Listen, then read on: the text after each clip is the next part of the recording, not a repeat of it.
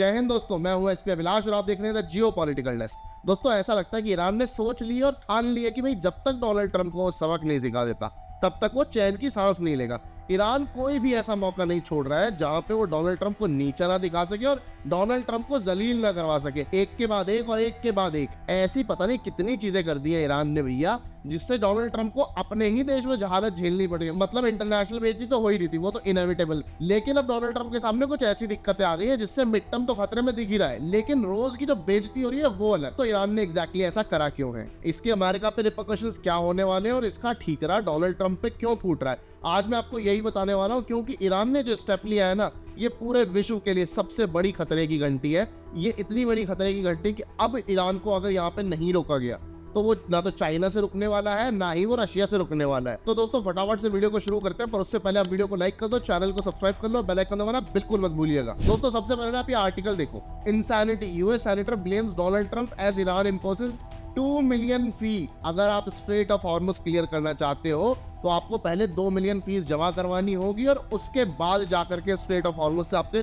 Ship निकलने शुरू होंगे। ये किसने बोला है दोस्तों? ये बोला है ईरान ने। बेसिकली ईरान ने एक रीजनल कॉन्फ्लिक्ट को लिया और उसको इकोनॉमिकल वॉरफेयर में तब्दील कर दिया। बेसिकली ईरान ने स्ट्रेट ऑफ हॉर्मुज पे सॉवरेनिटी क्लेम कर ली और ये बोल दिया कि भैया ये हमारी जगह है, अगर यहाँ से पार करना है, यहाँ से कहीं भी इधर उधर जाना है, अंदर आना है, बाहर जाना है, वो बात की बात है, पर पहले टेबल पे पैसा चाहिए। टेबल पे पैसा रखेगा जो, वही पार कर पाएगा, जो टेबल पे पैसा नहीं रखेगा उसको रिस्क मिलेगा। देखो ईरान वालों ने क्लियरली बोला कि भैया स्ट्रेट ऑफ हॉर्मुज पार करना है तो 2 मिलियन पर वेसल देने पड़ेंगे, मतलब हर शिप को 2 मिलियन पहले जमा करवाने पड़ेंगे ईरान को। मतलब ईरान वहां पे चेक पॉइंट डाल के बैठ गया, टेबल डाल लिया, रजिस्टर ले लिया और बस। ईरान ने बेसिकली एक टोल टैक्स लगा दिया स्ट्रेट ऑफ हॉर्मुज पे, कहा है कि जो भी गाड़ी आएगी जाएगी, हमें कोई दिक्कत नहीं है, टोल देते रहे। टोल कितना है? 2 मिलियन पर वेसल, मतलब पर शिप 2 मिलियन जमा करने पड़ेंगे तभी निकल पाओगे। अगर पैसा दोगे तो सुरक्षा मिलेगी, अगर पैसा नहीं दोगे तो हमें नहीं पता भैया कहां से मिसाइल आए या फिर ड्रोन आ जाए और आपके शिप को हिट कर दे।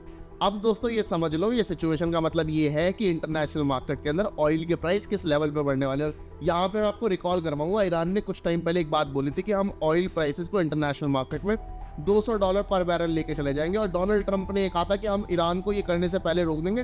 पर अब मुझे समझ नहीं आ रहा डोनाल्ड ट्रंप इसको रोकेगा कैसे, क्योंकि स्टेटमेंट ईरान से भले ही आई हो लेकिन उसके रिपरकशंस ना भाई अमेरिका में दिखने शुरू हो गए और अमेरिका में डोनाल्ड ट्रंप की कुटाई हो रही है। अब डोनाल्ड ट्रंप की कुटाई हो कैसी रही है दोस्तों? पहली बात तो आप ये समझो कि जो 60% अमेरिकन हैं वो ऑलरेडी इस लड़ाई के खिलाफ थे और अब वहां के जो अमेरिका के सेनेट्स हैं, मतलब जो उनके सेनेट्स के सेनेटर बैठे हुए हैं, वो भैया डोनाल्ड ट्रंप को ब्लेम कर रहे हैं। मैंने आपको ये आर्टिकल दिखाया, आप ये आर्टिकल दोबारा देखो एक बार। दोस्तों ये आर्टिकल याद रखना क्योंकि सारी चीजें ना इसी से रिलेटेड है। अब दोस्तों यहाँ पे एक मजे की चीज बताता हूँ, डोनाल्ड ट्रंप की अपनी पार्टी का जो सेनेटर है, इसका नाम है यूएस सेनेटर क्रिस मर्फी, इसने क्रिटिसाइज किया है मिडिल ईस्ट की वॉर को और ये बोल रहा है कि भैया पहले एक चीज बताओ, इस युद्ध से पहले ना ये जो स्ट्रेट ऑफ हॉर्मुज था खुला हुआ था और इस पूरे इलाके में कोई प्रॉब्लम नहीं थी। आप गए वहां पे लड़ाई शुरू कर ली बिना मतलब की और लड़ाई शुरू करने के बाद आपकी स्ट्रेट ऑफ हॉर्मुज की प्रॉब्लम क्रिएट हो गई। मतलब पहले तो आपने जाकर के एक जो प्रॉब्लम कभी एग्जिस्ट ही नहीं करती थी उस प्रॉब्लम को एग्जिस्ट करवाया और अब आप उस प्रॉब्लम का सोल्यूशन ढूंढने जा रहे हो। भाई किस लेवल के नशे कर रखे हैं या फिर किस लेवल का पागलपना है ये।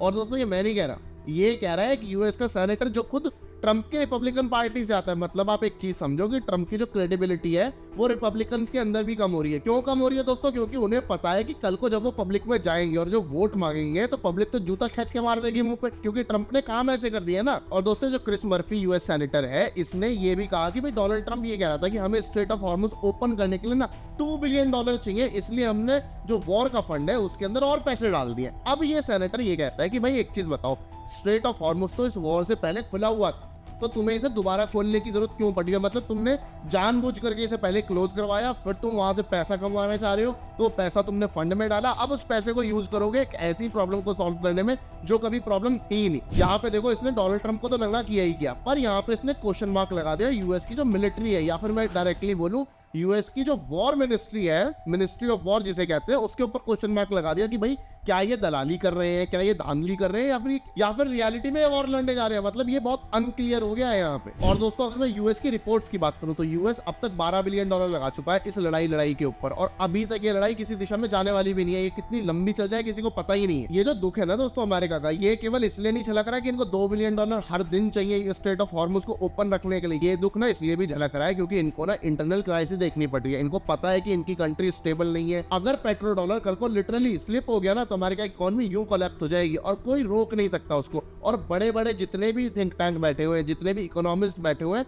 वो ऑलरेडी कह चुके हैं कि अमेरिका की इकोनॉमी, इवन पूरे यूरोप की और अमेरिका की economy on the verge of collapse है। आने वाले टाइम के अंदर किसी भी वक्त ये पूरे के पूरा जो इन्होंने क्रिएट करके रखा हुआ है एक और की अपने पेट्रो डॉलर से इसको पंप किए जा रहे हैं या फिर अपने बॉन्ड्स दोबारा से रीसप्लाई किए जा रहे हैं मार्केट के अंदर, उससे किसी भी तरीके से इन्होंने स्टेबिलिटी बनाने की जो कोशिश करी है वो कभी भी ढह सकती है लिटरली। और अगर वो ढहेगी ना तो अमेरिकन मार्केट जिस तरीके से क्रैश करेंगी अमेरिका कभी सोच नहीं सकता, क्योंकि इन्होंने इतना ज्यादा फैब्रिकेट कर दिया मार्केट को आर्टिफिशियली। और ये जो इकोनॉमिकल चैलेंज है, ऐसा नहीं है कि ईरान वॉर से पहले एग्जिस्ट नहीं करते थे, ये पहले भी एग्जिस्ट करते थे, लेकिन जब से ईरान वॉर स्टार्ट हुआ है ये एक तरीके से स्ट्रेट ऑफ हॉर्मुज सबसे बड़ा बॉटलनेक बन गया अमेरिका के गने का। देखो यहाँ पे केवल पैसे के खर्चे की बात नहीं है, यहाँ पे जो एनर्जी फ्लो है उसके अंदर डिसरप्शन आ सकता है, जो ट्रेड है वो बॉटलनेक हो सकते हैं, क्योंकि भाई ईरान केवल स्ट्रेट ऑफ हॉर्मुज पे तो कब्जा कर चुका है अभी के लिए बोल दें तो, लेकिन उसके बाद वो आगे बढ़ने की बात कर रहा है, क्योंकि सऊदी के पास यमन भी तो है और यमन में भी तो हूती बैठे हैं जो ईरान को बैक करते हैं। वो जाकर के क्या गारंटी जो नीचे वाला रास्ता है आपका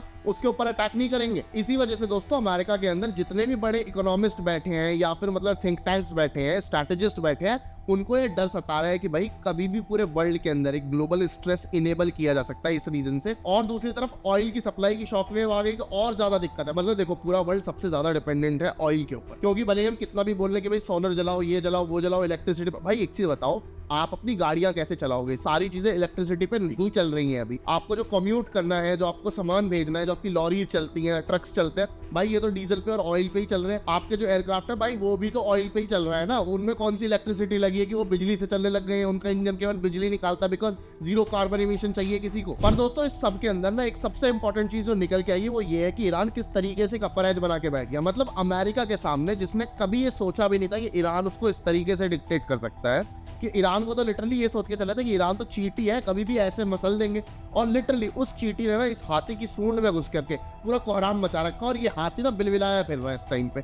लिटरली बता रहा हूँ दोस्तों, जिस तरीके से ईरान ने बॉटलनेक किया है, जिस तरीके से ईरान ने इस पूरे स्ट्रेट ऑफ हॉर्मुज के मुद्दे को लेवरेज आउट करने की कोशिश करी ना, भाई ये किसी ब्रिलियंस से कम नहीं है। लिटरली दोस्तों मैं बता रहा हूँ, हिस्ट्री में जब लिखा जाएगा ना वॉर के अंदर, तो ईरान के बारे में हमेशा डिस्कस किया जाएगा, बताया जाएगा कि स्ट्रेट ऑफ हॉर्मुज को ईरान ने कैसे यूज किया। ईरान एक ऐसी कंट्री भैया जिसके ऊपर इतने सालों से इन्होंने सैंक्शंस लगा रखे थे, इतने सालों से इन्होंने बैन लगा रखा था, जिसकी इकोनॉमी को खा गई लिटरली ये लोग।